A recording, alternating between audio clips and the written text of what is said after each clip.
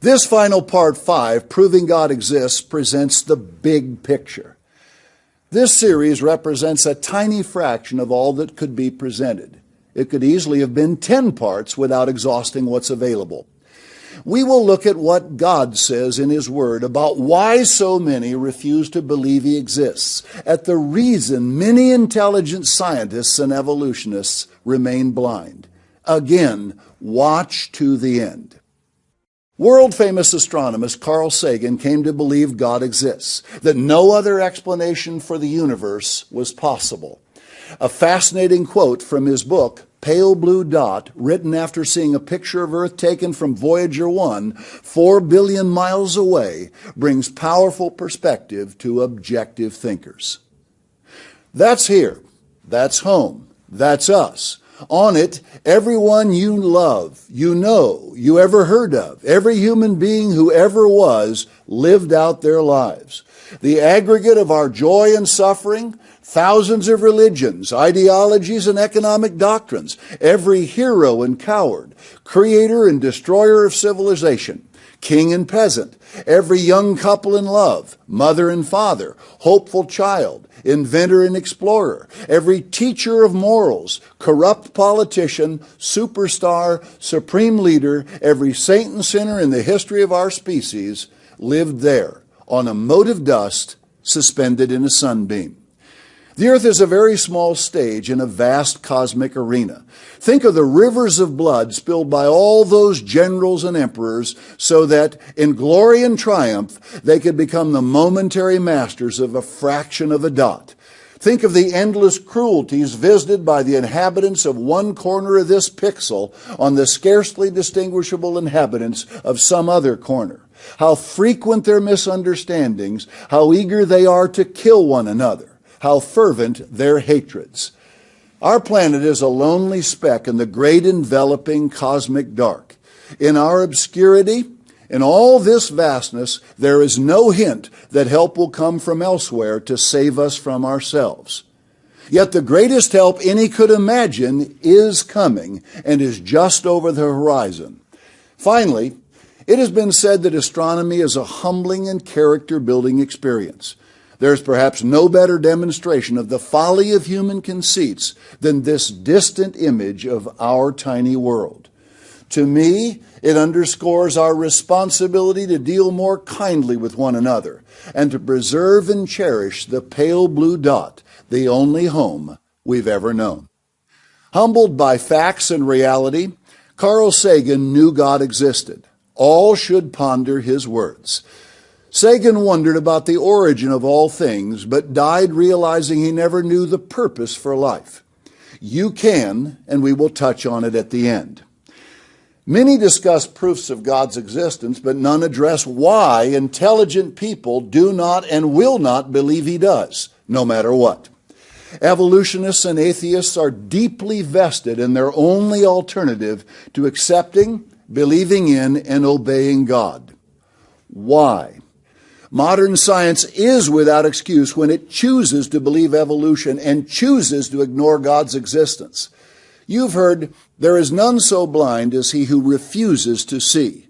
If people refuse truth, evidence, clear proof of God's existence, it is willful blindness. God says He gave those who reject Him minds void of judgment.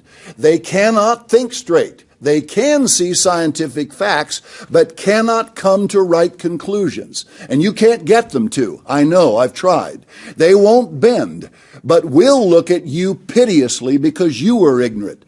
Don't succumb to their scorn. Such people are tragically confused. There is no proof, evidence, fact, logic, or sound reasoning that could ever cause anyone who is unwilling to set aside their natural prejudice against believing in and yielding to the authority of a loving God to accept that authority. Innate bias against belief in an all-powerful God who tells them how to live keeps most from admitting the proofs you have seen. And outright hypocrisy adds to why atheists and evolutionists resist the truth. Universities are hotbeds of atheism, where anti-God professors actually persecute students they can't break from believing God exists. And each year they cause thousands who cannot handle the pressure and often public humiliation to collapse into their arms. This is what you can be up against. It's my hope this series will help you and your family survive such attacks. Consider all we've discussed about the universe and its contents. Planets, stars, galaxies, plants, animals, humans, and the human mind. Assume you have all power to create whatever you wish. Could you have created this much beauty, majesty, design, size, precision of engineering, and magnificence by yourself, with no help from anyone? Remember, you would have no pattern to copy. Could you design 1 trillion galaxies, each with about 100 billion stars, with no pattern to copy? Would you think to create light and have it travel 186,000 miles per second? Could you think to make sound move at 660 miles per hour? Could you create every kind of atom known to science, including all subatomic particles in them? Would you then think to merge some atoms into complex molecules, able to serve a myriad of indescribably complicated purposes? Could you design millions of plants, many that are interdependent on each other? Then could you design, again, no pattern to follow, 13 million animals and insects, all perfectly interdependent, but also dependent on the entire plant world? What of all the food for both plants and animals, so they would be sustained through whatever time you allotted them to live? I could go on. With 1,000 people helping for 1,000 lifetimes, this could never be done. Be careful. Don't insult yourself or God by believing your mind is a product of dumb luck, by suggesting the whole universe and its contents could just happen into existence entirely by itself.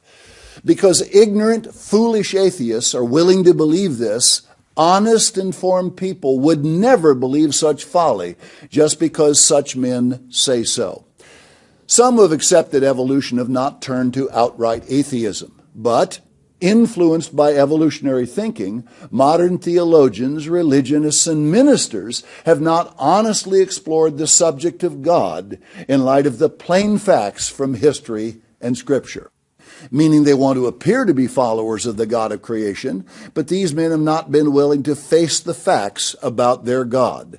They have not been willing to come to full understanding of the true God, the living God. Then, in succession, millions of their parishioners, also unwilling to explore the facts for themselves, follow these deceived men. They remain duped by dishonest, seductive arguments designed by the God of this world. They foolishly reject vital knowledge. The result? So many have unnecessarily become darkened, blinded to plain understanding of God. Why then have so many been willing to accept without question this confusion about God? So many say, God just doesn't seem real to me, but they seem willing to let him remain this way. Not only do the masses stand in ignorance of life's most important knowledge, including the identity of the true God and correct understanding of the many truths he teaches, most do not appear to care. Billions seem not to want to know, to want to solve the mysteries of God and his word. Strangely, they seem willing to read a mystery book, knowing in advance the mystery will not be solved. The single most important knowledge in the universe would be that of the true God. What could be more important than which God one worships? Billions have asked, who and what is God? This central question has confounded man for millennia. He has still not found the answer. With the explosion of new and different brands of Christianity, confusion about God has not lessened in the modern age. And the so-called great religions of the world have only made it worse. Yet, correctly identifying the true God is the biggest issue towering over everything in life. Think. If one knew and were worshiping the true God, he would automatically be led into all the right knowledge offered by that God, revealed only to those who have a relationship with him. The true God would not leave one in ignorance about how he was to be worshiped. Knowledge of all truths in his word flows from contact with the right God. Possessing all knowledge would be utterly useless if one were worshiping the wrong God. God must reveal himself to any who come to know him. He must distinguish himself from all other supposed deities. Set aside all personal bias and see if God is revealing himself to you. This God separates himself from all others by saying he is alive, living, meaning all other gods are non-existent or, in a sense, dead. Put another way, the true God states, I am, meaning other gods are not, period. Ask yourself, having now proven God exists, are you worshiping the true God, the God who is alive, or something non-existent and dead, a God who is not? This question towers over all others before you. Think of what's at stake in whether there is a God. If so, would he have a purpose for mankind? Human beings would be left to research and prove what it is. They could no longer hide behind atheism or agnosticism. They would be without excuse if they chose not to pursue why they were born. At some point, most people wonder why they are here. What's the purpose of human life? Yet, like Carl Sagan, they live and die never knowing the truth, or even that they could have known. A deceived world has been kept from knowing the vital missing dimension to resolving all mankind's problems. Scientists, theologians, educators, and philosophers have remained ignorant of the truth of why man exists. And yet this awesome truth, this amazing knowledge has always been available, but most have not known where to look. This is revealed knowledge, unattainable to all whom God has not called to learn his truth. Realize that disproving evolution automatically proves God's existence. In light of intolerance disguised as political correctness, let's ask, how soon before bringing the facts, the truth of God's existence or his creation, which necessarily debunks evolution and atheism, is called politically incorrect and intolerant hate speech, all while scorners who outright attack God's existence and thus God himself, as well as his creation account and creationists, are deemed open-minded and enlightened. But despite persecution, we never fear, nor should you, scoffers who don't fear God and reject all proofs that he exists. We do fear for them. God will soon prove to all mankind that he exists by supernaturally intervening in world affairs. He will demonstrate this to the entire world in awesome ways. Before the end time is over, no one on earth will be an atheist. Incredible miracles done by God and the devil's servants will remove all doubt. Ask, what if God revealed in advance what he plans to do? Would you not do everything in your power to secure that knowledge firmly in mind so you are ready when he does?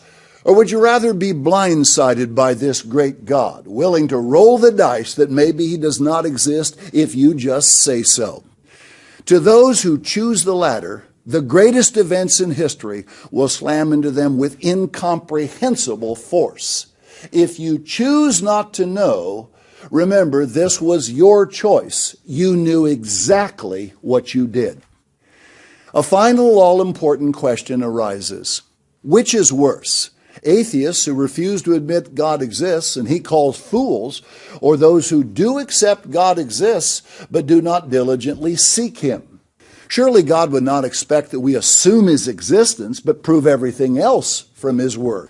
With irrefutable, undeniable proof, you have seen both atheism and evolution exposed and destroyed as fictions created by men who refuse to obey God.